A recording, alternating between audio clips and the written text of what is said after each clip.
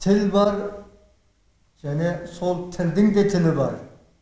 Мынау қоғам қайраткерлері осы жерде отырған сол қазақ тілінің тілі деп ойлаймын. Егер де біз үнсіз қалсақ, бүкіл қазақ тілі үнсіз қалуы мүмкін ағайындар. Ауылда жүрген адамдарға ол мүмкіндік жоқ мына жерге келіп айқайлап отыру.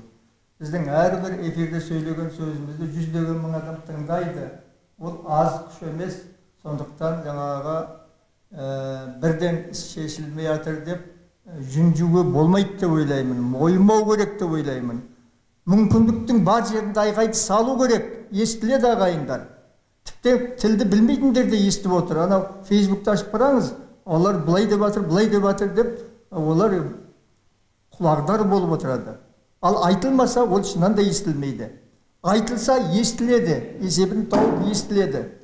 Мен сондықтан да Асыл апа сізге рахмет айтамын. Мінеки 35 жылдай айғай салып жүрсіз. Қазбек Астанадан келіп отыр мынау қақаған қыста. Ерекең енді осы ұйымның, тіл ұйымының басшысы ретінде мынау алған істеріңіз енді шынында аяқсыз қалмауға тиіс. Бұл айтыла беруге тиіс. Айтыла беруге тиіс. Өйткені біздің арқа сүйеп отқанымыз ақиқат. Ақиқаттан күшті ешнәрсе жоқ. Ақиқатқа, әділетке арқа сүйеп отырмыз. Қазақ деген халыққа арқа сүйеп отырмыз.